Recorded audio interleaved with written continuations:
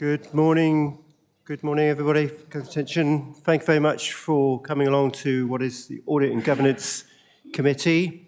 13th November here in County Hall, Dorchester. My name is Richard Biggs and I'm the chairman. I'll just remind members when they speak to put their microphones on, and if you could keep your phones down to preferably off and the volume down on your laptops, that would be most helpful.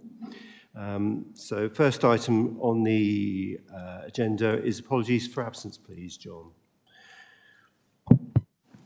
An apology for absence was received from Councillor Robin Legg. Thank you. Thank you very much. I know Councillor Belinda Walden has to leave early due to a medical appointment. Okay, the second item on the agenda is the minutes of the previous meeting, which was on the 25th of September. It was a fairly brief meeting, so there wasn't a great deal on there. You've all had a chance to look at that. I'm content to sign it. Obviously, Treasury Management came up. We've got a report on that again today. So I don't think there's any items that need an update on there. I'm looking around. Lots of nods. So you're content that I sign that? Yes, thank you. Next item 3 is declarations of interest. Have we received any declarations of interest or any members wish to name? Councillor Borden? No.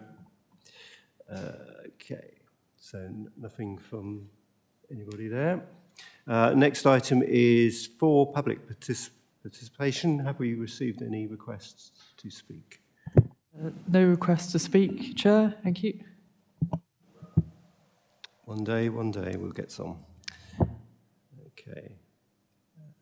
So we've had the minutes already, so I've jumped ahead there, didn't I? So item 6 takes us to David Wilkes' report, the Treasury Management mid-year update, which you've all got. David, would you like to take it away, please? Thank you, Chairman. David Wilkes, Service Manager for Treasury and Investments.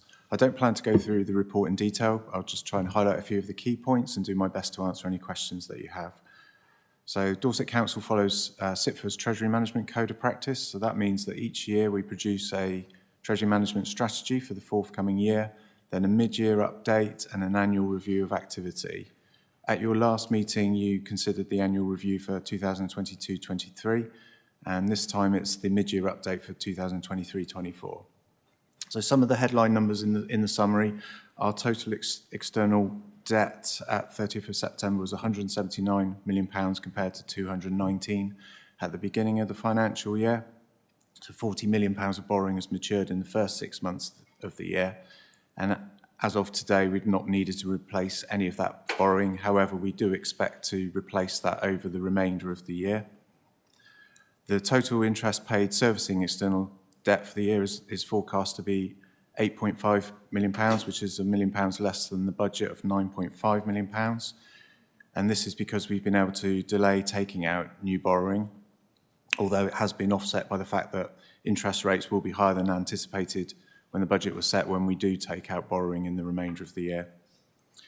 At the end of September, the Council held cash and cash equivalents of just under £23 million and Treasury investments of approximately £71 million. So £94 million in total, compared to £115 million at the beginning of the financial year, which is a reduction of about £21 million over the 6-month period. The total interest and investment income for the year is forecast to be £5 million, which is £1 million higher than the budget of £4 million. And this is largely because the rates of return we've been able to achieve and expect to achieve in the remainder of the year are higher than expected when the budget was set. So if I refer you to section 2 of the report, which is titled External Context, the Council's Treasury Management activities don't take place in a vacuum. They're heavily impacted by what's happening in the wider world. And section 2 summarises those key points with lots of further detail provided in Appendix 1 to the report. So it will be no surprise to hear that the biggest external factors influencing Treasury Management activity in the year to date continue to be high inflation and the Bank of England's attempt to tackle this through interest rate rises. So at the beginning of the financial year, the bank rate or base rate was 4.25%, and at the end of September it is now at 5.25%. Rates are widely expected to plateau at this level now and then start falling back gradually summer, autumn next year. But there's a big but. If the bank sees the threat of inflation returning, then we could see rates go back up or fall less quickly. And the other side of the risk is that we could see rates fall more sharply if economies go into deeper or prolonged recessions. So when we make our Treasury decisions, we need to be mindful of all of these possible scenarios, not just perhaps the most likely scenario. Then moving on to section 3, which is titled the local context. So as well as the wider external factors at play, there are the local factors specific to Dorset Council that impact on our Treasury management activities. And these are summarised in section 3. And in table 1, you can see the increase in our capital financing requirement, which is our underlying need to borrow to finance the capital programme. Over the year, we can see the increase this year, although it has to be said that that's not increased as much as was expected when the budget was set in terms of, because we've seen slippage in the capital programme. The table then shows how much of that borrowing need is being met from our external borrowing and other financing sources, and how much is being met from so-called internal borrowing. So internal borrowing is effectively the use of the council's reserves that otherwise could have been invested to make a return, are used to, if you like, offset the borrowing need and the interest that we have to pay on that borrowing. The next table in that section, table 2, digs a little deeper into the borrowing and the investments in cash, and you can see from the table that, as I described in the summary, that both have fallen. So we've seen a fall of £40 million in our borrowing and a fall of £21 million in our cash and investments. There was a slight apology for me for the final line, net cash and investments. That should actually be net borrowing, because borrowing is higher than our cash and investments. So the net position has seen an improvement of just shy of £19 million. What I would say is that we would expect to see that net borrowing increase over the second half of this year. This is because the council's income tends to be front-loaded towards the first half of the year. So, for example, payments of council tax, majority of which tend to be paid over the first 10 months of the year. So you see in the final few months of the year, you see a drop down from council tax receipts. Also, a number of the government grants that we receive are generally received in advance of spend. And then there are other factors, say, for example, car park revenues for Dorset Council may be higher in the summer months than they would be in the winter months. And then the last point of the report I just want to refer to, jumping a little bit ahead to section 8.8. Get there, which is titled the maturity structure of borrowing. And you can see underneath that table 11, there's a summary of when our borrowing will mature over various time horizons, and the limits that we have in terms of having too much borrowing maturing at the same time. So these limits are there to mitigate the risk from having too much debt maturing at any one time and you being beholden to what interest rates are at that particular time. So we need to be mindful of that when we are taking out new borrowing. And perhaps more specifically, we need to avoid breaching the limit on borrowing maturing within 12 months. So we need to keep an eye on that. And we need to start aiming for debt to mature in the gaps that we have there, particularly the 2 to 5 year gap. If you can see, at the moment we have no borrowing maturing in that period. So we'll be trying to target those gaps, if you like, in the maturity structure, just so that we can smooth out the risk of, as I said, being beholden to the prevailing interest rates when borrowing is taken out. That's all I wanted to say, Chairman, but as I said before, I'm happy to take attempt to answer any questions that committee members may have. Thank you. Thank you very much for that detailed report. This is obviously some very technical issues within that, based on the strategy that was set earlier. Opening it to members, I see Councillor Gray, you wish to speak. Morning, David. A couple of questions from me. One, given that I'm talking about capital programme now, given that we've only achieved 30% of our capital programme of 187 projects, what's your sort of medium-term financial outlook on the capital programme? Because I don't see much change in it in future years. It just seems that we are shunting the capital programme 1 year on, 1 year on, 1 year on. And what needs to change for us to be achieving our capital programme? Because we've only achieved 30% of it, and I'm worried that next year and the year after we're just loading the capital programme, which obviously has an effect on the accounts. That's sort of question one.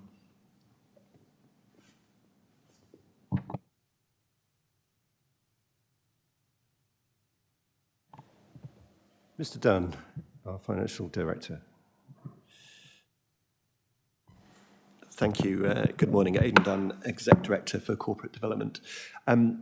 It's a good question, and there's kind of two aspects to it. One is about the capital programme itself and deliverability and achievability, and then secondly, the area where David works in terms of the funding and the financing of that capital programme. So if I can comment on the first section, and then maybe David might want to comment on some of the implications. Essentially, I think from a Dorset Council perspective, we have struggled a little with our capital programme over the last few years, which led to March this year, where we reviewed the capital programme and took a number of items out. There's a sense of a combination of perhaps over-ambition versus or alongside the actual ability to deliver, particularly in the current economic climate in terms of construction and just sort of getting resources available. So one of the things that we've really stepped up over the last 6 months is our monitoring of each of those schemes. And we provide an update in the quarterly finance report, which we'll be looking at as the next paper. I think there is a real, I think from a finance perspective, we are concerned about the projections. Our capital project managers are telling us, yes, we will be spending all that money over the latter part of the year. I'm not yet convinced. So that's why we monitor on a month-by-month basis. We've just done a quick review of the capital programme and moved some of our spend into next financial year, so not cutting the capital programme, but reprofiling it into next financial year.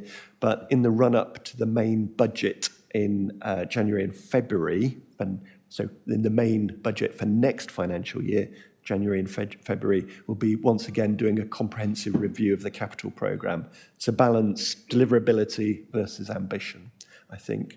So in summary, from a programme management perspective, we're monitoring on a monthly basis, and it is leading to some reprofiling. Just wondering if I could draw David in now just to comment on how he adjusts for the change in projections in terms of borrowing and general financing. Thank you, Aidan. So as Aidan said, my role is to fund that capital programme.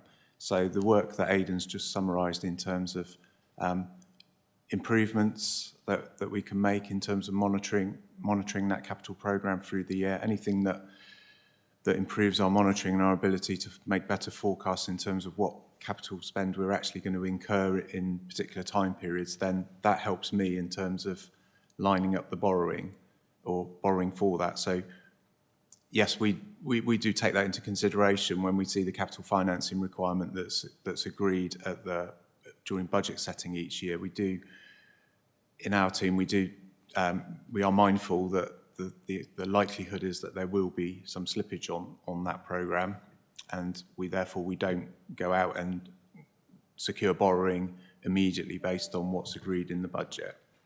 I think the only thing I would add is that I don't think Dorset Council's alone in this. I think certainly from my own experience and talking to other counterparts, other local authorities, that this is a challenge that lots of other local authorities have, and probably organisations in the wider public and private sectors as well, I think. So, Councillor Gray, do you want to come back on that? Not on that. That's the explanation, I thought. My second question, David, is really from a treasury management point of view. The external context stuff that you write is really, really interesting. I think building that sort of context for us as councillors is important. My question is, do you offer a view on interest earned for the next year? I mean, looking at the report and reading the externals, the fiscal drag on main interest rates, European Bank, American Bank, it all points to, north of 5%, which means that we will be earning more interest. And I'm interested to know whether you recommend to the Budget Cafe or Budget Working Group or Finance in general what we will earn from our investments, because we need to budget for that correctly, I think. And it's likely to stay above 5% probably till the middle of next year. So I'm just interested, given that we've got budget cafes coming up.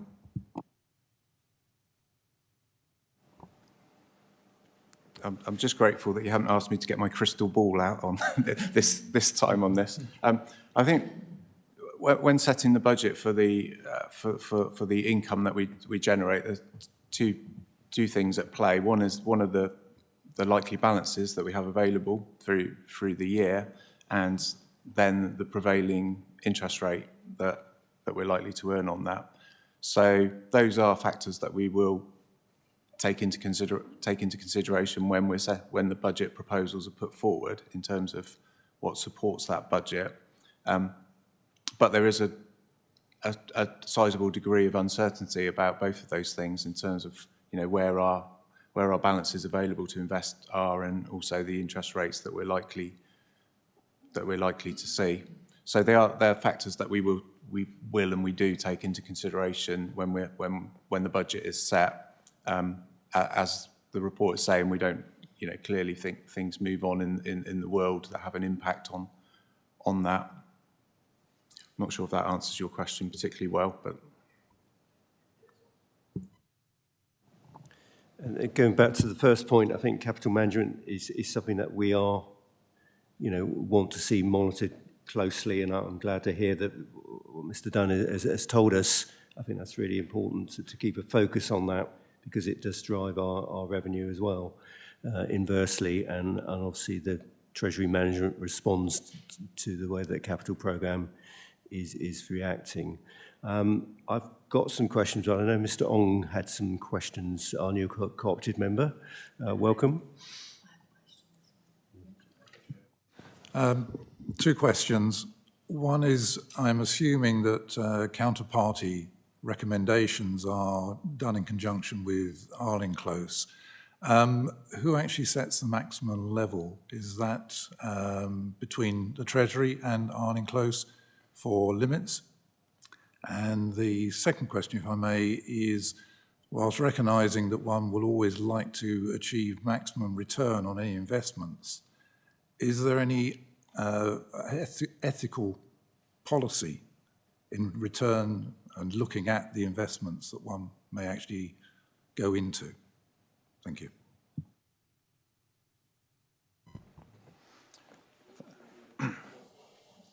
yeah, thank you for those questions. So if I summarise very briefly in terms of relating to the counterparty list, so the council employs Arling Close as Treasury Management Advisors, and Arling Close publish a counterparty list every month for all of their clients, and within that list it sets out the recommended maximum exposure and duration of investments. But they're also reviewing that on a daily basis, and if their advice changes, they will and they do let clients know immediately. So quite frequently we will get an email update from them saying that a particular their advice regarding a particular counterparty may have changed. Also, quite often you'll see counterparties in the news for good or bad news stories, and Arling Close will often update us even if their advice isn't changing because of what's been sort of widely reported in the news. So Arling Close produce a counterparty list for all of their clients. Then what we then do is overlay the parameters that have been agreed by Dorset Council each year in the Treasury Management Strategy. So as an example, Arlene Close may set a limit of £50 million on a particular money market fund, for example, but our own strategy caps our exposure to any one money market fund at 30 million. So we're looking at the counterparty lists that Arlene Close have provided and then overlaying those to the absolute limits that have been agreed by full council each year in February alongside the budget report. So hopefully that answers the first question. Are you happy with that, Mr. Hong? Yes, thank you. So the second point about ethical investment. Yes, so the second question is about whether we have an ethical investment policy for how our surplus funds are invested. We don't have a policy for an ethical policy in terms of investments. That would need to be something that is driven, I suppose, from the elected members in terms of what things you would want to be looking at, and then for officers to look at the practicalities and the risks associated with that. So we don't have an ethical policy in place currently. Wish to come back on that? No, I appreciate the concerns relating to that, but thank you. Thank you very much. Councillor Cobb. Councillor Susan Cocking. David, on page 21 of the report, it says about, again, Arlene Close, lending, not undertake new lending to certain councils. How are we exposed, given the financial climate, into other councils issuing Section 114 notices?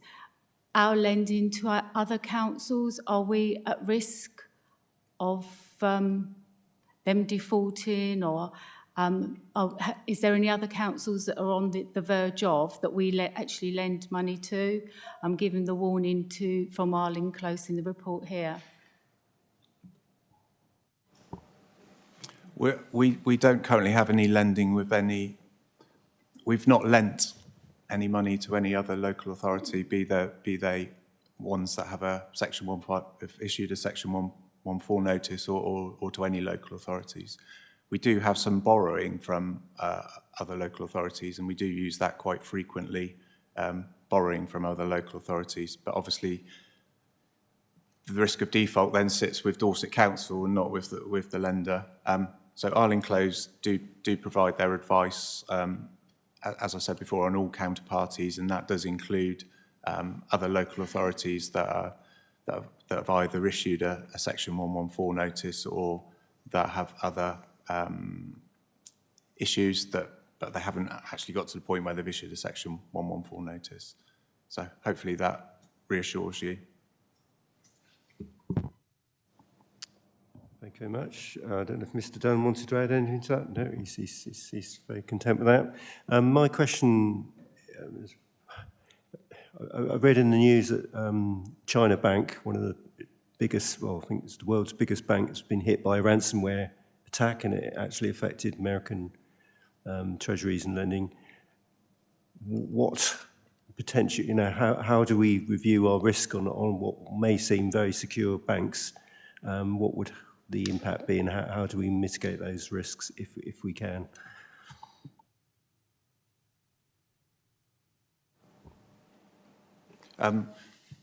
I suppose it comes back to the strategy that's agreed each year by full council. So we set limits in terms of the types of investments in institutions. So we have a diversified pool of investments. A lot of our money is invested in what's called money market funds, and these are vehicles that invest to a high number of high credit-worthy counterparties, so national governments or very, very highly rated corporate entities. So I think the risks you're talking about is it's probably impossible to, certainly in treasury management, it's impossible to avoid risk. So it's more about how you mitigate the risk, or how you diversify yourself away from being too exposed to any one particular entity or any one particular type of product. Okay, thank you. Are there any other questions around the room? No, not seeing any. In that case, thank you very much for the update report. We duly note it, and we've observed and made comments accordingly. I don't know if there's an opportunity, Mr. Suttle. Did you want to add anything to that, or are you really more interested in the next report? I should imagine. If I could just add about the capital spend, it's been something that's been reviewed continually, and I know that Councillor Gray has asked before, but it does require a revamp, in my opinion, and that will come in the new council, I would guess. Thank you. Thank you. Very interesting. Okay, we now move on to item 7, which is the Q2 Financial Management Report for 23-24. Sean Kramer is online. There he is. I can see him now. Would you like to take us through the report, please? Hi everyone, good morning, and thanks for allowing me to join this call virtually, as it helps with some logistics I've got going on outside of work. So I'm here today to present the Q2 finance paper to Audit and Governance. This follows it being presented to Cabinet last week. So I'm just going to talk through a couple of the headlines in the paper, and I believe I'm joined by colleagues in the room to talk through some of the service specifics. So in terms of the council position overall, the revenue forecast at the moment is for a £12 million overspend, and this is worsened slightly between Q1 and Q2. There's ongoing pressure in the revenue side within pretty much all services. A lot of that is driven by demand for services at the moment. In terms of the year-end position, the current overspend would result in the use of reserves, subject to any further mitigation being identified throughout the year. In terms of capital, as was mentioned in the previous item, we've undertaken a reprofiling exercise to have a look at the capital budgets and profiled spend. An additional piece of information that may be of interest to members is that of the capital programme, the top 10 projects by spend for this year equate for about 64% of the budget to be spent this year. So the vast majority of spend left to take place this year kind of sits in a small number of projects, of which some of those are housing purchases, and we've had a lot of approvals kind of in the last 30 to 60 days of approval to purchase. So we will expect to see some of that spend increase as we move through the second half of the year. So that, coupled with some reprofiling work, will likely see our spend increase. In terms of the revenue position, I've got colleagues in the room from Children's, Adults and Housing and Place to talk through a little bit about some of the controls that may have been put in place. As I believe that's the main focus of the Audit and Governance Committee, to understand a little bit more about those controls and how that looks to manage down the gap for the remainder of this financial year. And one final point before I hand it over to questions. The council tax and business rates collection is included in this report. Rates are generally looking okay in terms of how much we've collected at this point in the year. I believe there was a question last week at Places and Resources Committee about the kind of comparison between this year and last year. So just to repeat the kind of answer that was given last week, that when comparing year on year, due to some of the COVID business grants that were given, that's distorted the overall business rates figure. So the best comparator year in terms of like for like is therefore against 1920, i.e. pre-COVID levels. I can confirm that when taking that comparator group, we're slightly ahead of where we would have been in that year. So there's no concern at this stage in terms of our council tax and business rate collection in terms of value or percentage collected at this point in the year. So at that point, I'll hand over for questions. Thank you very much. Obviously, this report has gone to Cabinet. We are here to look at particularly the controls around that and why perhaps some of those budgets that are going over. It is a concern in certain areas. And as we talk first with adults and housing, the percentage overspend is relatively small, but of course it's a bigger budget, so it's a big number. So we will start that. Councillor Gray, wish to speak? Thank you, Chair. If you'll indulge me, this is the question I didn't ask at Cabinet last week, and I know there are people in the room. It's a variation on the conversation we had this morning about risk. I've been looking at, I think we all understand the demand-led services and what drives the overspend, so I've got no questions about children's or adults. My question really is about place. So just looking at all the reports that have come out, there are sort of 7 things really, and my question will come at the end if you'll allow me. So we're currently facing a £13 million overspend, and that's got 4.3 million worse in the second quarter. In the report, it quotes, and I make the quote, the inability to achieve budgeted income. This is place. Savings and transformation is 731,000 short, and he's rated the only red in terms of further savings at 2.6 million. Projects are 2.65 million short. Income in terms of parking, 2.65 million was quoted. Capital finance has only achieved 33% of the projects. Collectible debts over 90 days are at 5.72 million. So my question is, how big a risk is place, and what is going to change in the fourth quarter or next year in terms of, it seems to me that almost all financial indicators in place are going the wrong way. And I'm looking for some, ahead of the budget conversations, some confidence that we're going to get place back on track, because I guess there are some things in, if you look at highways and planning, that there are reasons and there are some demand-led services in there, but there are also some budgeted numbers that we're not hitting, and it's within our gift to do so. Thank you.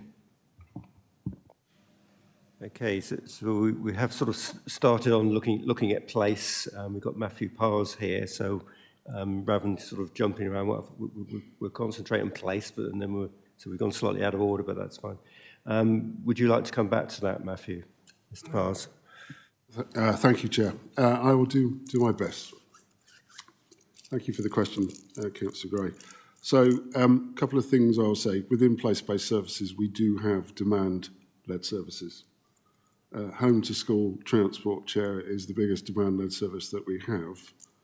And I think it's recognised now, unfortunately, that 2 years ago, when we said we were concerned about the increase in transport costs at 25% year on year, it has come to fruition.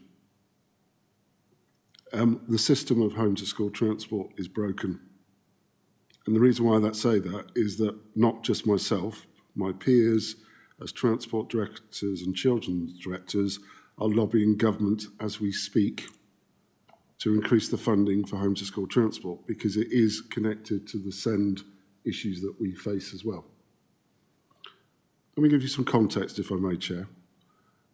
We transport 1,300 children a day on SEND. That's a statutory requirement. However, there are 3,800 children in Dorset with EHCPs. Within that, we have achieved a target of 25% of personal travel budgets. Now, the reason why I'm saying that, the average cost of transport is £18,000 per contract. The average cost of a PTB, which is a personalised travel budget, is £4,000. So in small steps, we are winning the war to bring the costs down, because if we hadn't, that would have cost the authority another £2 to £3 million. But you want to know what we're doing to control those costs for next year. Ironically, my senior responsible officer for transport is sat in front of me, because it's Aidan.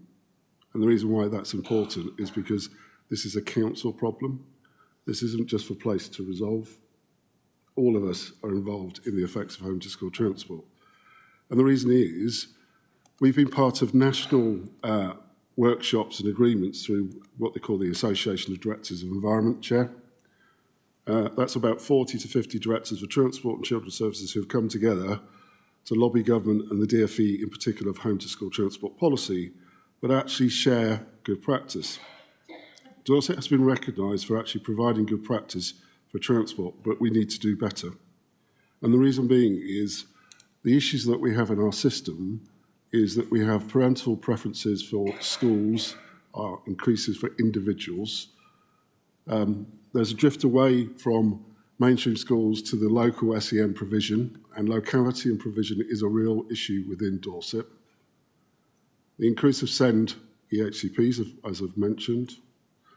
For me, the biggest, the consequences of the SEND reform in 2014 and 15, which basically meant that transport costs have gone up year on year by 8%, but our budget has only gone up year on year by 3%.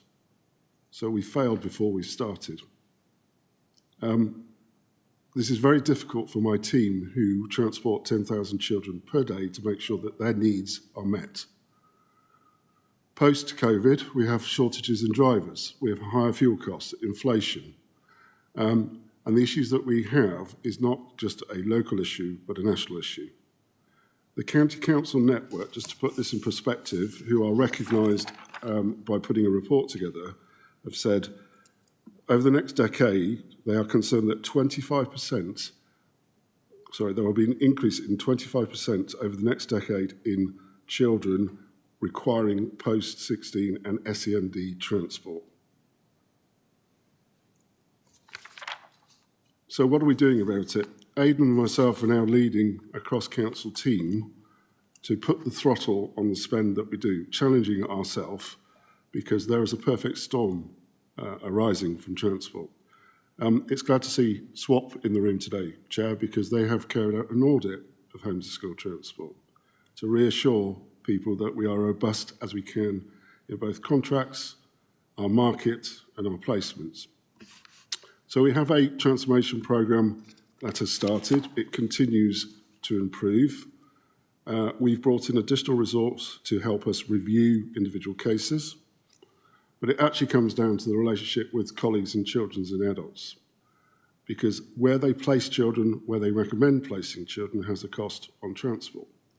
The perfect scenario would be local schools for local children. Other authorities have got the same issue. I didn't travel, trying to reduce costs. I was on an online seminar last week. A local authority has invested over £100 million in SEND local provision to reduce its transport costs as part of the business case.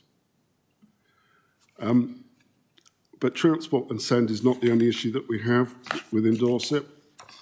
Public transport costs are rising, and the reason why I mention that, my biggest frustration is I don't have an alternative to our in-house or external markets to transport our children, because I don't have the public transport network to support us. We unfortunately didn't get the BSIP, the Bus Improvement Plan, which was a £100 million investment in our local public transport services.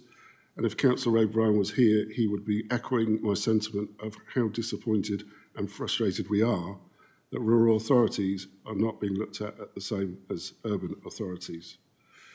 Because we spend £4 million a year on public transport to subsidise our core routes.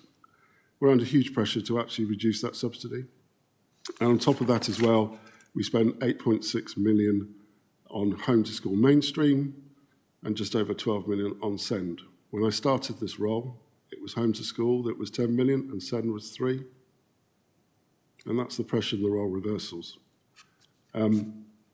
That's on transport. I'll pause there because David might want to ask a question, or if he's okay with that.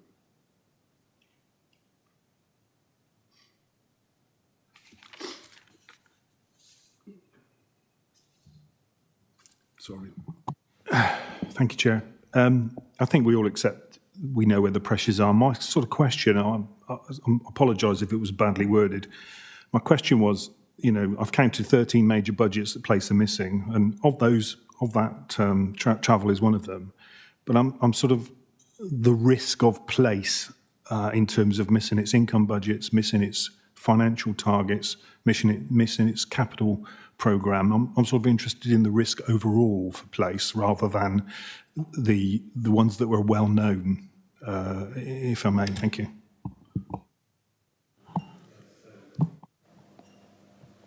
I mean, I would echo that. We're not here to fix the problem. Obviously, you've clearly articulated that, but I think the concern is that we knew it was going to fail from the beginning, but a budget's still been set that's inappropriate. And if you look down on page 35, you know, there's a long list. It's not just, and I know you're going to come to some of these, Mr. Powles. You know, I'm looking at highways, 80% overspent, you know, because assumptions have been made, I think, if I'm reading correctly, on car parking income that wasn't delivered. It just seems to be some controls seem to be failing, or optimism bias, call it what you want, seems to perhaps set in. I just wonder if you can expand on that, please. So I can talk about car parking. There's been much debate recently.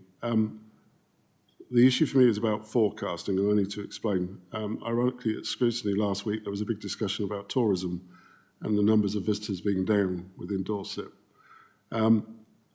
When we set the fees and charges last year, we were expecting pro rata about 25% increase month by month within parking. It's been well recorded that July and August were particularly poor in Dorset. And it is the income based on that we have not achieved. We've underachieved. So to give you some context, July was 4.3% when we were looking at 25%. August was 6%. However, the frustration for me, if I'm allowed to say out loud, is that by October we had already achieved what we did in total last year. That's October this month. But because the forecast was raised on what we predicted, we have fallen short. So what you're saying to me is, what are we going to do? For me, better forecasting and better modelling is required in parking. And the reason being is that until July, we didn't actually have the new machines completed within Dorset across the whole of the county. I now receive daily information and I can do more accurate forecasting for next year. Because we converged 6 authorities with 75 different permit systems, a myriad of parking machines that weren't working, in fact they were broken. So we know our large car parks in towns are up by 270,000 this time from last year. Small car parks are actually in a good position as well, and on-street is up by 100,000. But the main issue is that we over-forecast what income we thought we would achieve this year. Mr. Crone and Mr. Dunn and the accountants that I work with on a daily basis are aware of my concerns, and we've had conversations about how we make this better. But every local authority in the Southwest is reporting the same issue. The other thing to bear in mind, Chair, if I may, out of about a 12 million revenue that we took in car parking, which is up 25% year on year, about 3.5 million of this costs to the parking service itself. And the remainder of those funds actually go back into the Highway Authority. So what you can't see here is the overall cost to Dorset Council is reducing year on year of the highway service. But you are right, the figure that is reported, I'm not proud of that figure, Chair. My team is not proud of that figure, and we will make sure that we do better in that forecasting. Can I talk about the other services that I look after, if I may? So planning, I'm about to say we'll have some good news, but this will probably come back to bite me. The new fees and charges for the planning system, he says, cross fingers, will be coming in imminently. That's an increase of about 30% in revenue. The planning authority now is in the top 5% in the country of actually applications that we're dealing with. Our validation has improved within a week now. Applications going through, our pre-application advice has improved. We are looked at as one of the most top-performing planning authorities in the country. Now, I know members will look at me and say, but Matthew, we have concerns.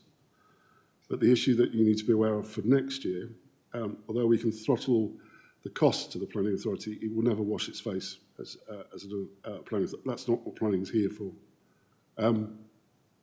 But that performance is a credit to the planning service of where we started last year. I think the other thing is just to give you a mention of what are we doing. Aidan is aware that we've removed all the consultants and interims within the planning service, apart from one, I believe, at the moment. That's a huge achievement of actually attracting people to work to Dorset to bring down the cost to the authority.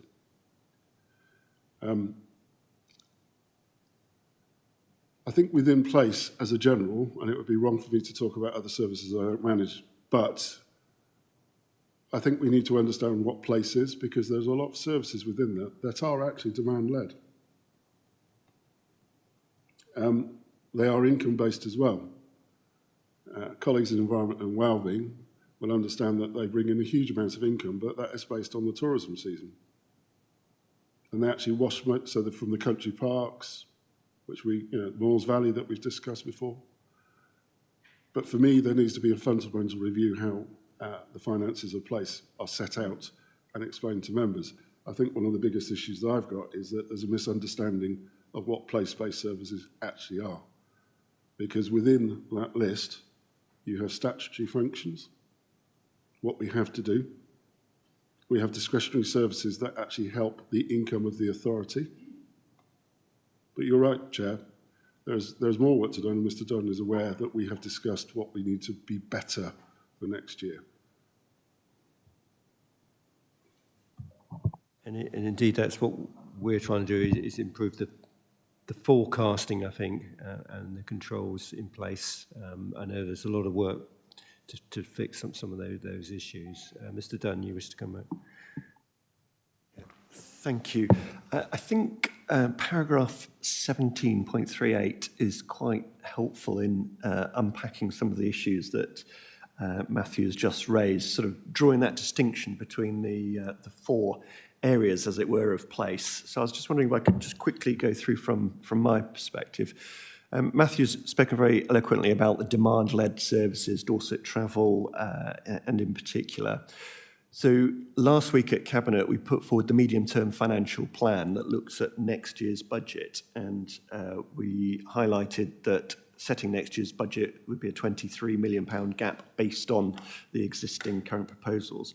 Included in that 23 million is the very issues that we're sort of talking about in terms of rebasing those high demand budgets within place. So if we set the budget as outlined at the moment, then we would allow not only to make good this year's home to school transport level of overspend, but also build in some growth as well. So setting a more realistic budget. And similarly around the car parking income, sort of based now that we've started to get consistent or reliable data that's neither sort of contained by the parking machines or through the spikes of COVID. As we get sort of more realistic data, we can set more realistic budgets. So I think there's a piece of work there, and that's built into the budget challenge of next year. I think, as Councillor Gray has raised, it's, what are we doing about controlling the controllables? What can we do to control the things that we can influence? And as Matthew's outlined, as with many of the departments across the council, what we're trying to do is contain spend where we can this financial year. So vacancy management, reduce the number of consultants and reducing the number of agency workers, reducing our non-essential spend. It's all, it's relatively low amounts, but it also sets a tone, a mood music, as it were, for the organisation. And as Councillor Gray pointed out last week at Cabinet, it does feel sort of there's a different tone of what we're describing here, because there's no doubt that these financial challenges we face are quite considerable, as they are across the rest of the country. So there's sort of the short-term measure to try and contain spend, but there's no doubt here that something needs to be different in place in terms of the way that the operations work, the way the services are configured as well. And that really fits into the third paper that was discussed at Cabinet last week about our future council in terms of shaping the future of how the council operates. So I know as an audit committee, you're looking at what controls have we got in place right here, right now, to try and contain those issues. And Matthew and I have outlined them. There's no quick fixes here, and so there's a longer term piece of work as well. Thank you. And I think a lot of work was done on children and adults to baseline those, And that's why we haven't got the massive overspends that we're seeing, and I don't think that really occurred on place, and I think that's why we're until that's addressed, obviously with those underlying issues, hopefully we can sort out that. Mr. Piles. Sorry, forgive me, Chair. There's a couple of things I also want to mention. With myself and Anna Eastgate, who's the Corporate Director for Place-Based Services, we bring in about £65 million in income together, and that's varied through grants and DFT and car parking and coach parks, etc., etc. And I think one of the things that we need to do is look at whether the services actually wash their faces in the first place to have a discussion. It's really important because those services are valued by the public in Dorset. The last time I tried to remove a discretionary service, I think you can remember, was school crossing patrols. I still have the scars, Chair, if I'm allowed to say that out loud, because that's a valuable service to the community, which is discretionary. The other issue that I just want to raise is that place-based services are reviewing every contract with rigour as we speak. But we always have. One of the things our strength is as our contract management, waste services, highway services, we are looked at as value for money and high performing. I think the issue for me of the information that you have in front of you, it doesn't tell you the whole story of where the money is being spent. I know we put it in the narrative, and sure we'll understand why I'm saying this, but there's a bigger story to be said about place-based services, and I would hope at the Budget Day Cafe you will get a flavour of that as we move forward. Yeah, I've certainly echo that on discretionary services, and I think members who went to the training session, it was put, discretionary services are usually the ones that are most valued by members of the public. And it's a bit of a red herring to start going down that, it's not defined what really is discretionary and non-discretionary. There's some opaqueness there, so I totally get that. We have done Place Directorate pretty thoroughly and give Mr. Piles a bit of a grilling there. It's a real challenging budget, and we accept that, and we thank you for your coming back to that, and no doubt we'll be looking forward to see things improving, hopefully, in the future. So perhaps we'll look at, let's look at adults first, and a smaller percentage, and we've got 2 officers here, but it's a big number because of the sums, and adults is our biggest spend overall. Mr. Blaney? Or Mr. Price, I think, for housing. Thank you, Chair. Yes, so I mean, we recognise in adults the budget is substantial, and very much our controls mirror that. We talked a lot about demand-led budgets in general, and our strategy over the last few years has really been to try and work on suppressing demand where possible or delaying demand, and I'm pleased to say in the main that seems to be playing through in our budget this year. So there's a lot of controls in place. The way we split our budgets is we look at the population that we serve over 65 years of age and under 65 years of age. And the reason that we do that is there's different sort of factors in those budgets. So the over 65s is high numbers of people, and can be a budget that can quite quickly increase, decrease.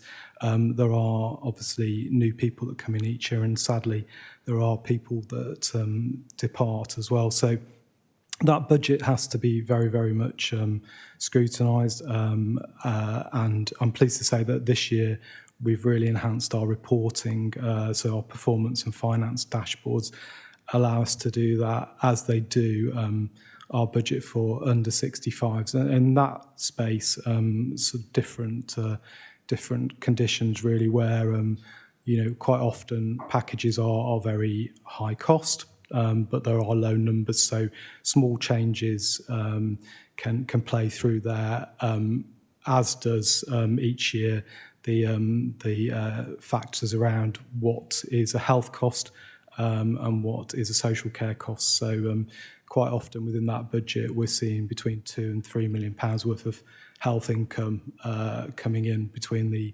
start and the end of the year through our agreed processes with the NHS. So both those budgets are heavily scrutinised. Our budgets are delegated down to the teams, and service managers sign off any increases in package of care costs. There then are weekly heads of service meetings to scrutinise any increase or decrease in that expenditure. And those are mirrored across commissioning and operations, where we now have a structure that mirrors our budget makeup as well. So the teams work very hard and they're very creative where they do see any movement in those budgets. Every week, we then have a joint meeting as a SMT with the exec director, corporate directors for operations, commissioning and housing. And again, we scrutinise that expenditure alongside our business partners for finance and performance. We are able to make targeted actions in year if we see movements, but in the main, our budget strategy is underpinned by a transformation plan. So we have an established transformation plan focusing on demand management and commission care costs. And that really each year is how we balance off pressures that would come should we not take that approach. So that's well embedded and performing well. At the moment, we're slightly overspent on the adult care purchasing budget, 0.9%. There is a little bit of balancing off around some of our staff lines, and we've also put in place some tighter recruitment controls since September, where any recruitment now has to be signed off at SMT level. There are some roles that we will recruit to, which will be hard to recruit to, roles like our approved mental health practitioners, but in the main, we have a pause in place on all recruitment. So that's a sort of overview of the controls. Happy to take any questions. Thank you, Chair. Looking around the room, Councillor Gray. Not a question, just a comment really. I think despite it being a demand-led service, I just want to recognise, because there's not a lot of good news around, 17.27, which means that they've made £1.3 million improvement since Q1, which suggests to me that there's action being taken to manage costs, so it is possible. Absolutely. I think, looking down at adults, I feel very comfortable in terms of the commissioning. It's under control, I believe. It is a difficult one. So the area within that directorate overall is the housing bit, which I'd sort of like to explore a bit, because that, Mr. Billany, I'm sure would want to elaborate on the housing bit, which according to our chart on, where is it, page 32, is showing a 37% increase for the reasons given in the report, but if you would like to elaborate, please. Happy to, Chair. Thank you. Andrew Billany, Corporate Director, Housing and Community Safety. Yes, some more on the report. I mean, we are, for those of you who follow the press on this, our position, whilst it's increased by that percentage, as you've rightly said, is reflection of a quite complex position where there's some quite significant performance successes around the reduction of what is fundamentally costing us a lot of money at the moment, the reliance on spot purchase, bed and breakfast accommodation and expensive temporary accommodation. The costs of that are rising, but the usage of those type of accommodation is reducing. So we were running at around 350 temporary accommodation properties this time last year. Of those, over 100 of those were in bed and breakfast accommodation. As of last week, it's gone down to 289 in total temporary accommodation numbers and 79 in bed and breakfast. And of that number, three 3 families in bed and breakfast over 6 weeks, which is a significantly improved position. So I've started with a positive because it is a very challenging scenario. So those information you can see on again in the press, Hastings, Eastbourne, for example, and other councils across the country have gone to press about the significant pressures around the rise of temporary accommodation costs. Context around that increase, it's triple pressure of, like you've heard from other colleagues, demand rising. Demand's gone up by around 20%. Of people coming to us as being homeless or potentially homeless. So that's gone up from around 300 a month to 400. So that's a degree of demand rising. Costs, prices, if you like, rents or fees that are charged by the accommodation providers are also rising above inflation, and much trailed here as well. And being lobbied across the country, the government's decision to freeze local housing allowance for this type of accommodation to 2011 rates means that every increase in temporary accommodation costs of that sort will falls upon the council. It's a way to the local housing allowance freeze protects the housing benefit bill, but it means that every increase is borne by the council. So whilst our numbers are reducing, the unit costs, if you like, are increasing. And the third pressure, the third contextual pressure, again in common with the rest of the country, is availability of that kind of property is declining, partly to do with the local housing allowance level. It's if you're a landlord, if you have a property, it's increasingly difficult to let that property to somebody who's reliant on benefits or is of a low income, because they can't sustain that rent level. So availability of rental, particularly private rented properties, is particularly challenging.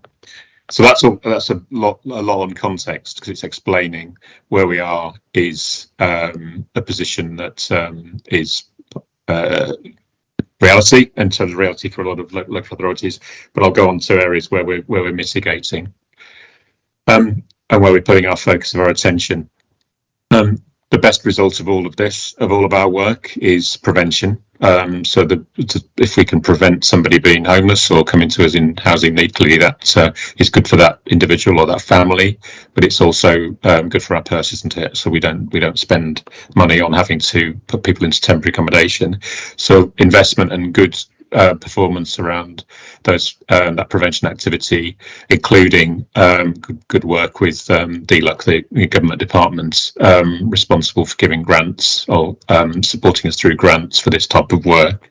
So, and we brought in grants from things like Rough Sleeper Initiative, Single Homeless Accommodation Programme, and other levels of support to make sure we're preventing as successfully as possible. And that could be anything from preventing a landlord from evicting someone. It could be simple facts of getting somebody back with their mother and father when they've been thrown out for a various reason. So that activity is very key. Moving out and moving on from expensive bed and breakfast is also a key area of focus to make sure we find the kind of temporary accommodation which is more suitable, but also more sustainable cost-wise. So going into longer-term leases with landlords and property suppliers is a key aspect of what we're doing, and why we're keeping that position more contained than it perhaps could have been if we're not controlling things. Making the best of our social housing stock as well, working with registered provider housing associations is a key part of this. Many in this chamber will know we've got around 23,000 homes of social housing properties across the county, across our area, run by housing associations. So they have the stock. We rely on them to be using it and working with us to provide the right housing in the right places. So that's we have several areas of activity which are focused on keeping that position contained. Plans for the next 3 years are underway, certainly around where we're proposing significant changes to accelerate that move towards more settled and sustainable temporary accommodation in particular. Yes, move people through into settled more permanent accommodation, yes, but we will. The main burden on our finances is the expensive temporary accommodation. The last thing I'll say before questions is the rest of my budget is pretty solid, and certainly there are no variances, no overspends in any area of my work apart from the cost of literally the cost and expensive nature of temporary accommodation and bed and breakfast. That's the main focus of this position. I'll leave it there. Happy to answer any questions.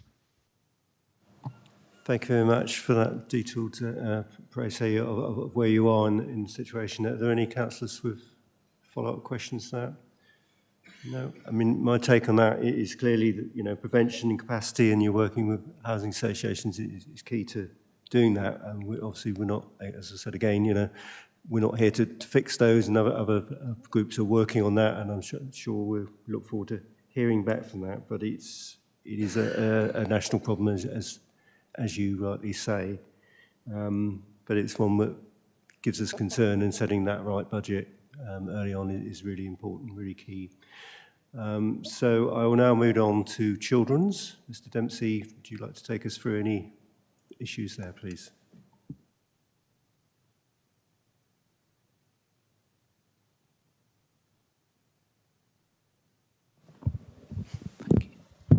Thank you, Chair. My name is Paul Dempsey. I'm Corporate Director for Care and Protection in Children's Services.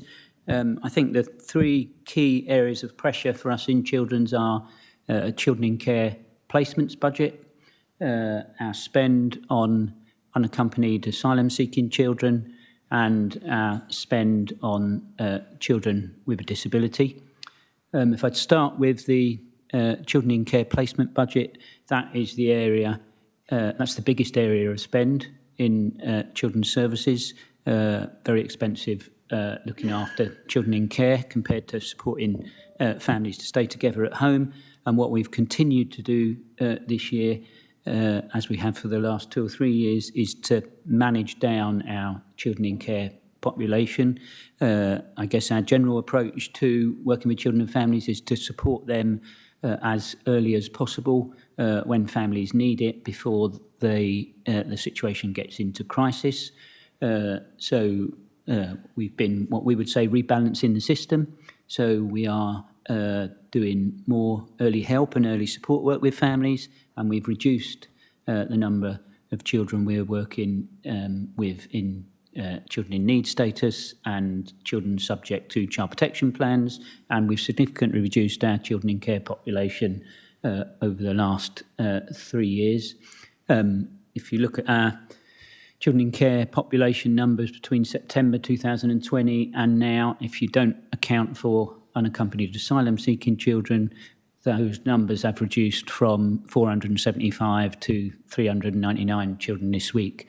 And the corresponding spend has reduced by £7,000 a week on our children in care population, if you don't account for unaccompanied asylum-seeking children. So we're spending 350k less per year now than we were in 2020. So, and we're doing that suitably and safely because we're supporting families earlier to keep them at home. So a number of initiatives involved in that includes our work with adult services professionals, supporting adult parents with challenges such as mental health problems and domestic abuse.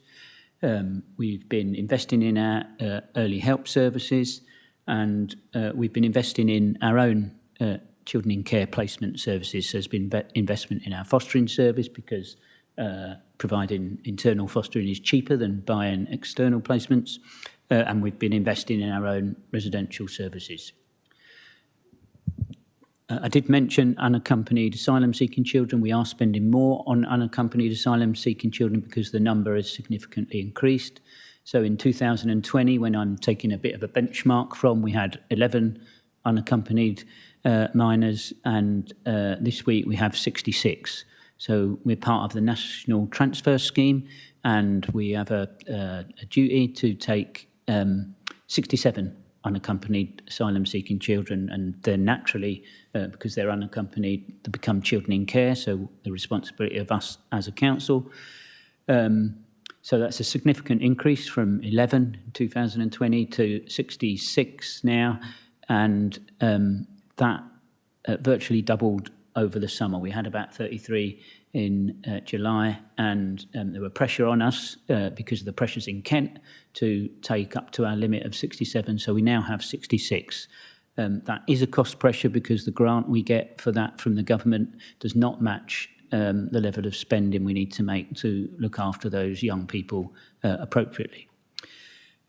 We are managing and monitoring down appropriately the costs for those unaccompanied asylum-seeking young people by commissioning better value placements, through managing those placements through our resource panel, which we've started, and we are looking at really careful planning for transitions for unaccompanied minors moving from being under 18 to being care leavers over 18, because the government grant for unaccompanied minors reduces significantly once our young people become 18. So we have been commissioning additional high quality and reduced cost placements for care leavers for unaccompanied young people.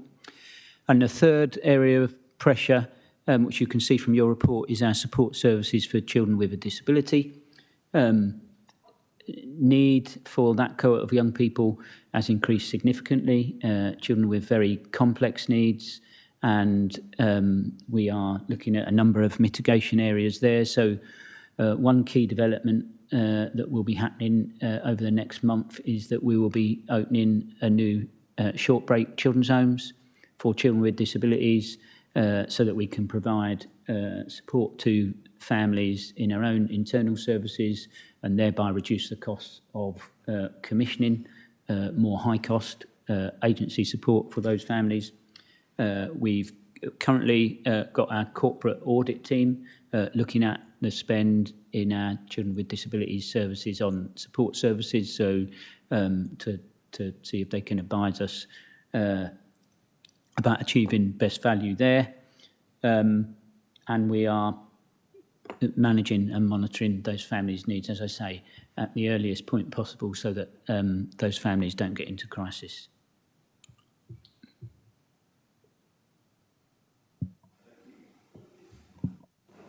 Thank you very much for highlighting some of the pressures that I'm sure we're all aware of.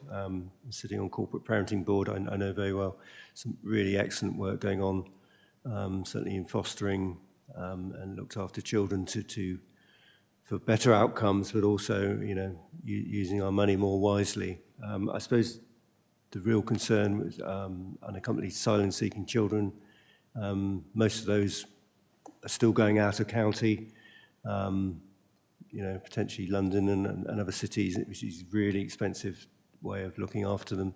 So anything we can do to bring them back into county, I know is something that you're working on. But monitoring that, really good monitoring, I think, is key. Do any members have any questions? Councillor Gray. Yeah, just a bit of clarity, really. Is there any way that we can challenge the amount of money the government is giving us for the unaccompanied children? Because it seems very unfair to me. I mean, and I would add that what I've heard is well done, because it feels under control. But that particular point, I'm wondering, a bit like the DSG, how do we get more money out of central government?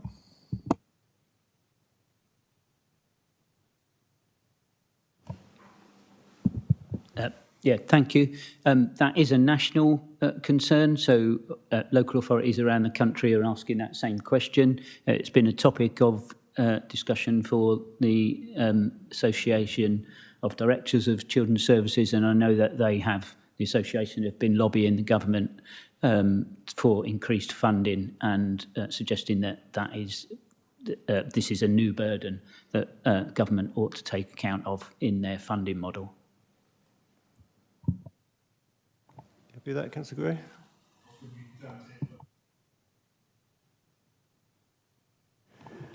Okay, well, thank you very much. I don't propose to look at the other budget headers because I think they're a relatively small file, although equally important to those areas. So thank you very much, officers, for coming in and explaining what is happening at the moment. I think that's been really useful and valuable, and obviously we'll keep a close eye on it. So thank you very much. So the next item on the agenda is review and timing of committee meetings. This follows task and finish group that I sat on along with the leader of council and chairman. And it's been a challenge, I think. And as you know, we did, at the behest of the leader, to put a survey out to members to see what they thought about the proposals that we were thinking of bringing to full council. We've had that back. That was equally, well, very grey. Sort of, you could take it either way. So the proposals, I believe, that we're going to stand by what we've said, which is the A, B, and C, D, and E recommendations as they are. That's my wish that the committee takes, but you may have other views. There's a lot of work going in that. You're not going to please everybody. At the end of the day, a new council can choose to rip it up if they so wished in due course. But it does, in my view, give the opportunity of at least one committee so that working members can attend. It also, I think what really highlighted was it wasn't just the fact of working members, it's the challenge of our rural county getting from one end to the other in the middle of winter.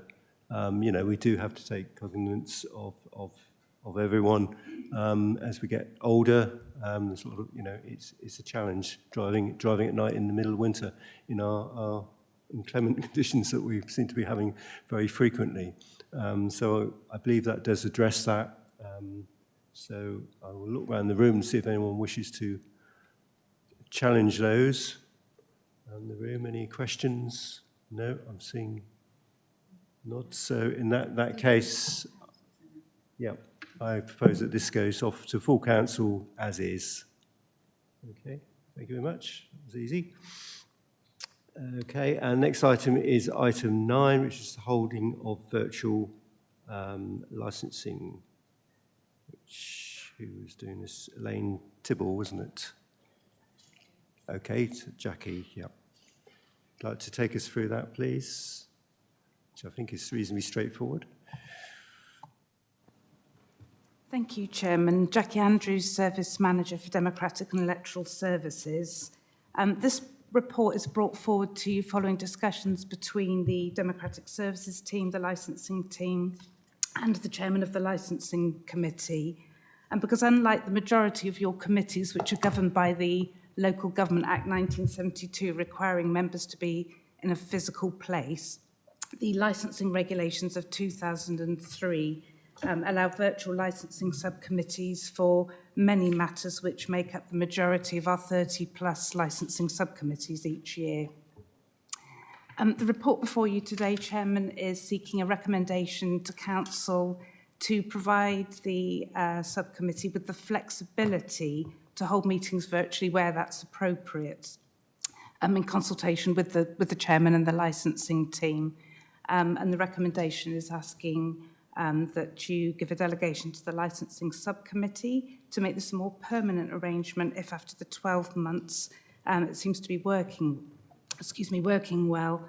And the report also seeks a recommendation to delegate the approval of a virtual meeting protocol to the Director of Legal and Democratic Services in consultation with the Chairman of Licensing and Exec Director of Place.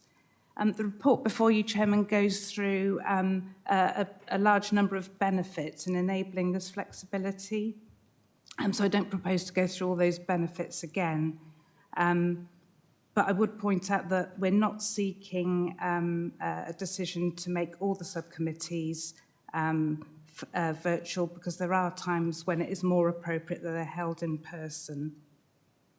One thing I must draw your attention to, Chairman, is that attendance at these licensing subcommittees will not count towards attendance in accordance with the Local Government Act 1972.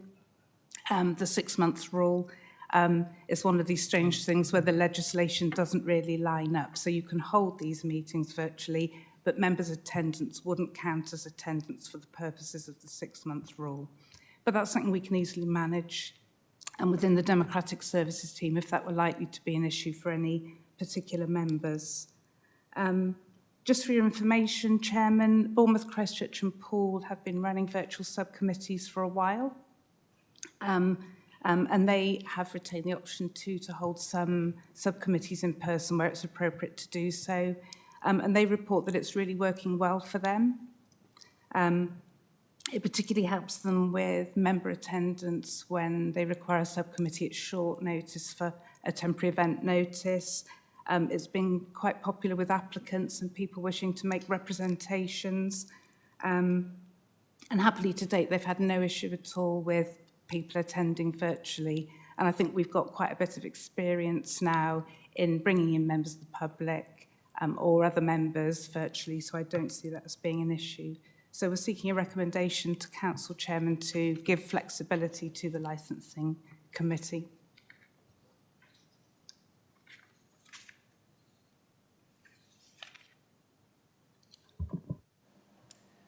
Councillor Cocking.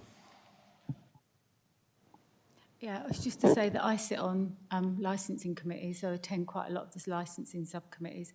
So I would fully support this recommendation because we do get called in sometimes at short notice and there is quite a lot of meetings.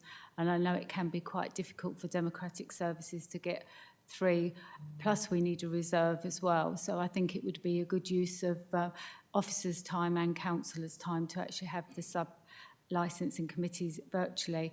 But there are some, as Jackie did say, that the bigger cases I think would be in favour to have them in person because some of them can be quite contentious and it's much easier to do those types of meetings in person. But I would fully support this recommendation. So it certainly makes perfect sense to me. My only, I suppose, concern would always be to, well, it works for members and for councils. Does it work for the public? Because that's equally important.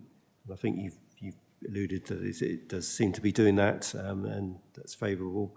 The other issue, you mentioned cost savings, but I couldn't find any sort of breakdown of what those cost savings might be. Chairman, that's quite difficult to establish because it depends who's attending, but we've worked out a rough estimate of £30 per meeting in travel cost savings. So it's not a massive saving then, but yeah, all helps, doesn't it? Every little helps, as they say. I have no reason to not support this. Looking around the room, is there any other members wish to speak on this? In that case, recommend that it goes. Councillor Troy. Thank you, Chairman. I suspect that this is, I'm sure that this is unstoppable, and I'm not trying to stop it. All I would say is to remind people that communication, which is what lies at the heart of all successful meetings, is good communication. Communication is more than just disembodied voices. And there is a great deal more to it than that. And I'm afraid that there is a certain limiting factor with virtual meetings. I think that the quality of decisions does not improve as a result of virtual meetings. And this may be justifiable in the case of so many meetings, which I believe licensing have, and so it would seem on balance to be sensible to have virtual meetings. But I would just like to introduce that sense, a little bit of caution that communication can suffer as a result of this. And I would not like to encourage that over much. So it is a bit of a trade-off that we're doing. Communication is the key thing, and it is not, I believe, helped by meeting virtually. So I think that's a very fair point, and something that I think we need to be mindful of, and we need to keep it under review. And if there's any evidence that feedback is not helping decision making, I think we need to revisit this, or future council probably needs to look at that. But it is a fair point. It's not everyone's preferred way of communicating, is it? So in that case, we will accept that to go on to full council. So next item on the agenda is item 10. Just put it on my screen, which is Honorary Alderman Dorset Council. I see we've got the chairman here, Val Apothecary, who's supportive of this. We've had this to this committee before, and I did support it at that time. It didn't go down too well with full council, I think it's fair to say.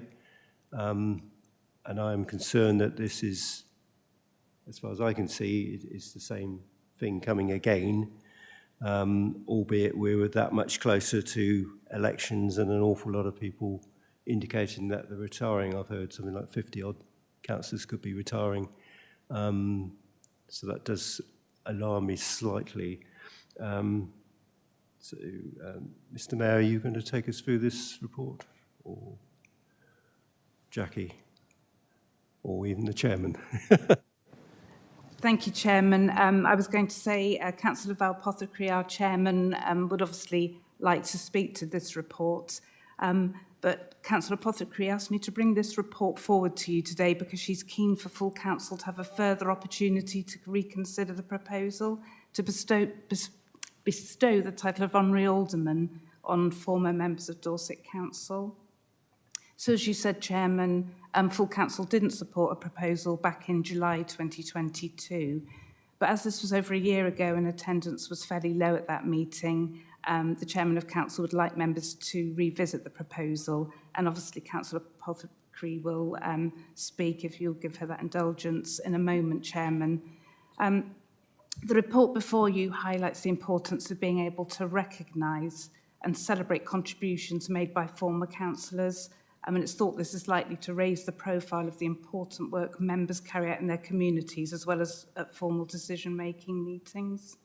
So the report before you sets out the criteria that would need to be met. So this is that any councillor would ordinarily have been in office for a period of at least 16 years. And you'll recall, Chairman, last year, it was this committee that asked for the word ordinarily to be put in because it was recognised that there may be somebody that Dorset Council or nominee would wish to recognise who perhaps hadn't had that longer service. So that word ordinarily was put in to give you that option. And as well as the 16 years service, the proposed criteria says that the retired member must have made an outstanding contribution in their role as an elected member. Now, outstanding contribution, that isn't defined, so that would be subjective and would be a matter for a panel of members to consider when they receive nominations. Chairman, I don't think I need to add anything else, but I'm sure Councillor Apothecary would welcome an opportunity to speak to the committee. Chairman Val Apothecary, would you like to speak to the recommendation? Thank you very much, Chairman. I think it's fair to say, excuse me, Jackie and I haven't coordinated what we were going to say, so I'll try not to repeat some of the things that she's already put forward. I would like to thank this committee, actually, for your support of this recommendation last year. Unfortunately, as the report states, there were many councillors who were unable to attend the full council meeting which followed. And I also, I suppose, blame myself. I didn't speak to the recommendation. I stupidly thought that there would be a lot of support for this. And I was really shocked, actually, at the outcome. Time's passed, and here we are now within 6 months of the end of our first term of governance. And I really feel, actually, it's down to me to fight my corner again on behalf of our excellent councillors. I feel if I don't present this and bang on a bit, nobody's going to, and it'll be another 10 years or whatever. We still won't have anything in place. So it's something that I would very much like to be successful at before my term of office finishes. So we know many of our councillors will be deciding to stand down from office, and I truly feel a process should be put in place to recognise their outstanding contribution and service. And actually, it's the word service that I want to emphasise. Jackie's already mentioned the ordinarily prerequisite of 16 years. The ordinarily is for that exception. There's always an exception, isn't there? And it does give people an option of putting forward a recommendation to someone that doesn't quite meet the 16 years high bar, which of course is equal to 4 terms. 4 terms in office. And I feel personally it should be a high bar for a higher tier authority. Just to note, we have many members who have far exceeded 16 years. They've represented their communities for 20, 30, 40 and even 50 years. So it does get a bit of perspective on this 16-year 4-term thing. So I feel the award is not just to pat ourselves on the back. There are 3 good reasons for honouring councillors in this way, and they are to do with the word service. Of course, one is to show our appreciation of the often lifetime of dedicated service. 2 is to encourage members of the public to stand for election, actually, and realise the value of community service, I think, which is what keeps us all going. And thirdly, most importantly, it's to show our respect for our residents who have, term on term, returned their councillor at elections. They've exercised their democratic right and voted for them. And I feel that to honour that councillor is to acknowledge and support those residents who have no other mechanism to show their appreciation, but to hope that we confer an honorary title on their behalf. So that's all I've got to say, and I would be very grateful for your continued support as last year. Thank you. Thank you very much for that very impassioned plea for that. We've all had a chance to read that and to listen to that. Members, any views around the table, around the room?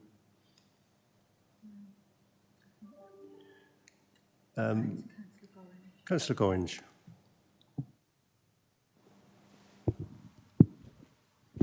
Thank you, Chairman. Councillor Gorringe, St Leonard's St Ives and Moors Valley, the best country park in the county. I was on East Dorset before I went on to Unitary, and the last full council meeting we appointed 2 aldermen for a long service, and I think it's a very good idea that Councillor Pottery has come up with, so I'm going to fully support that. Thank you.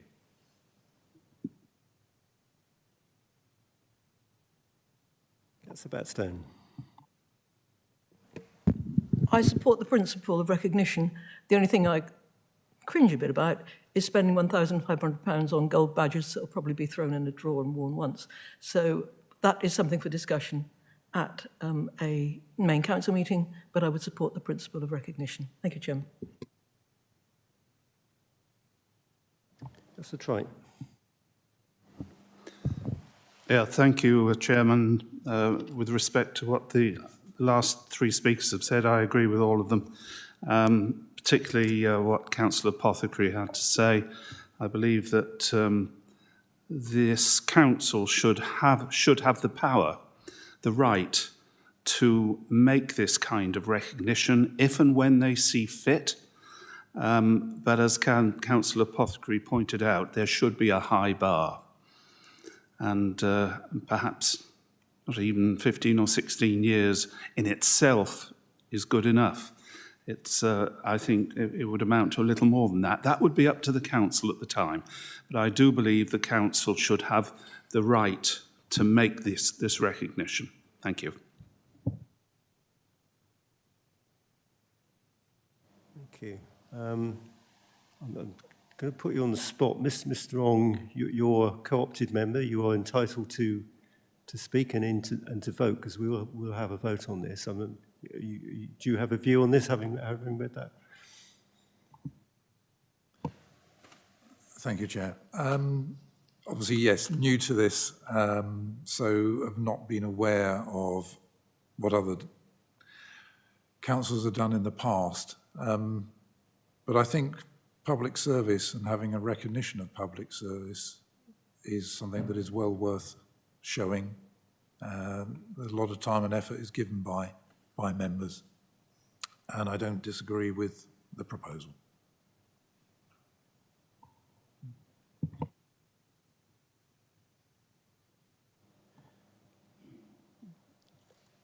I'd say from the chair, I'm not prepared to support this. I sympathy, I did support it previously, and I think the principle is right, but I think it will not sit well with the general public, particularly even though relatively pretty modest in the sum of, £350 million budget. It's sort of drop in the ocean, isn't it? But it just fits rather uncomfortably at this time, with councillors effectively marking their homework. So I'm not prepared to support it, but do we have a proposer from anyone else who's willing to? Councillor Troy. Okay, do we have a seconder, please? Councillor Batstone. So all those in favour of the recommendation, please show. Those against? And any abstentions? Yeah, Councillor Cocking. I can't make my mind up, sorry. That's fair enough. So it will go to full council for consideration. Good luck with that. Thank you. It's a difficult one, isn't it? Right, so John 11, just excuse me while I move down my agenda. Right, we've got a constitutional update from Mr. Mayor first. Thank you. Good morning, members. I'm Jonathan Mayer, Director of Legal and Democratic. Chairman, I've got 4 items to update you on in connection with the Constitution this morning, where I have exercised a delegation that I have to make what are in effect consequential changes to the Constitution. And I make those changes after consulting with the relevant portfolio holder or lead member in each case. So the first change is to the petition scheme. You'll recall that we had our first 5,000 signature petition to the full council recently. It was the one concerning car parking in Weymouth. And as with so many things, the first time you come to use a process, you find there are some little tweaks that you would like to make for the future. So we've made some some consequential changes coming out of our practical experience of operating the procedure, but no changes to the substance of it and to the threshold that people need to pass in order to get a petition in front of the full council. So that's the first area. The second relates to the terms of reference of the Strategic and Technical Planning Committee. And at the moment, the proposals that come forward to the committee include proposals for energy production of 5 megawatts or greater. What that doesn't include is energy storage, which is becoming increasingly significant in Dorset, those sorts of proposals coming forward. And so with the support of the portfolio holder and with the support of the chair of the Strategic and Technical Planning Committee, I've made a small change to those terms of reference to include energy storage as well as production. The third change relates to the Health and Wellbeing Board, changes to reflect the role that the Health and Wellbeing Board has taken on in relation to becoming the strategic board for the place-based partnership as part of the integrated care system, and a consequential change to the membership to reflect the abolition of the clinical commissioning group and its replacement with the integrated care board. And then the final change to the Constitution relates to the terms of reference of the Joint Archives Board with BCP Council, where the terms of reference of the board have been changed to reflect a new Joint Archives Service Agreement between the two councils. Chairman, that's the update on changes to the Constitution. And I'm happy to take any changes on any of those.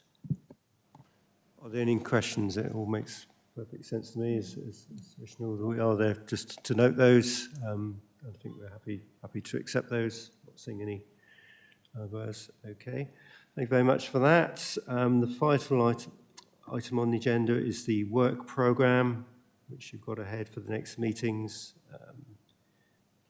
To see that February is looking rather light.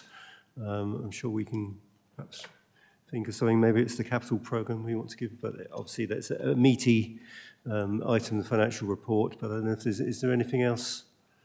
Perhaps swap input. I don't know.